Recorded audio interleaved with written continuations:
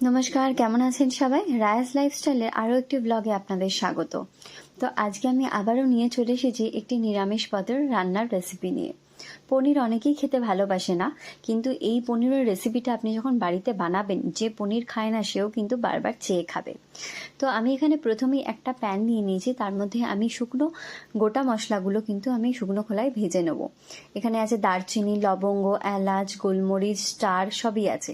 এবার আমি একটা কড়াইতে একটু তেল নিয়ে কাজু আর আলমন্ড আমি একটু লাল লাল করে ভেজে নেব। আপনারা আলমন্ড স্কিপ করতে পারেন, আমি দুটো মিশিয়েই করেছি, শুধু কাজুও ইউজ করতে পারেন।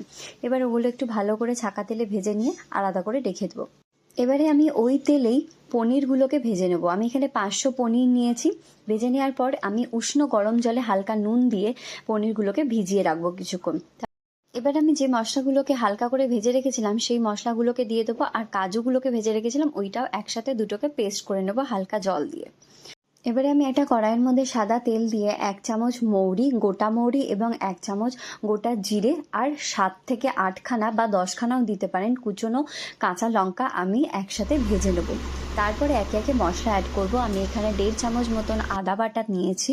তারপরে আদা বাটা আর মশলাগুলো একসাথে ভালো করে ভেজে নেওয়ার পর আমি এখানে 4 থেকে 5খানা টমেটো পিউরি বানিয়ে নিয়েছি। সেই টমেটো পিউরিটা আমি কিন্তু মশলার সাথে অ্যাড করে নেব। এরপরে আমি 1 চামচ মতো হলুদ গুঁড়ো আর লঙ্কা গুঁড়ো ভালো করে মিশিয়ে নেব। আচ্ছা, লঙ্কা গুঁড়োটা একদমই অপশনাল, আমি কালারের জন্য দিয়েছি, আপনারা নাও ইউজ করতে পারেন। আর এখানে 1 চামচ আমি নুন মিশিয়ে নিলাম, আর একটুখানি আমি একটু পরিমাণ মতো চিনিও মিশিয়ে নেব। তারপরে জিরে গুঁড়ো, ধনে গুঁড়ো সব 1 চামচ করে কিন্তু ভালো করে মিশিয়ে নিয়ে আমি মশলাটাকে ভালো করে কষবো।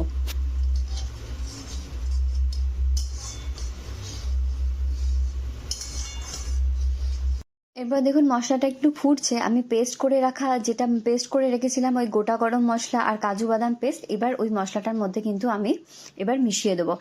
এই মশলাটা মেশানোর পর দেখবেন একটা ক্রিমি ক্রিমি টেক্সচার হয়ে যাচ্ছে, আর কালারটাও কিন্তু চেঞ্জ হয়ে গেল।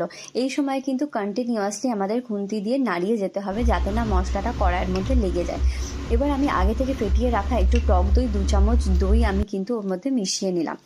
এবার আরও ভালো করে ভেজে নিয়ে মশলাটাকে মিশিয়ে নেওয়ার পর দেখবেন একটু হালকা হালকা দেখবেন চারিদিক থেকে তেলটা কিন্তু ছড়িয়ে গেছে। এবার কিন্তু আমার মশলাটা মোটামুটি রেডি।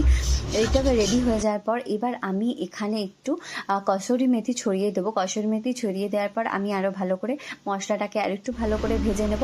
তারপরে হালকা করে একটু গরম জল, এবার আপনারা কেমন গ্রেভি খাবেন সেই অনুযায়ী কিন্তু জল দেবেন। এবার জল দেওয়ার পর যদি আপনাদের মনে হয় নুন লাগবে সেটা কিন্তু অবশ্যই দেবেন। এবার জল দিয়ে ফুটে গেছে, তারপরে আমি কিন্তু এবার পনিরগুলোকে মিশিয়ে নিচ্ছি।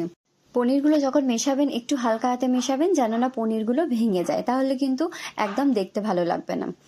তো এই যে ব্যাস, আমাদের পনিরের এই নিরামিষ রেসিপিটা কিন্তু একটু রেডি। আমি উপর থেকে একটু বাটার ছড়িয়ে দিয়েছি আর চারিপাশ দিয়ে একটু ধনেপাতা। তো ভিডিওটি কেমন লাগলো আমাকে অবশ্যই কিন্তু জানাবেন কমেন্ট করে। আর এটা লুচি, পরোটা, ফ্রাইড রাইসের সাথে দারুণ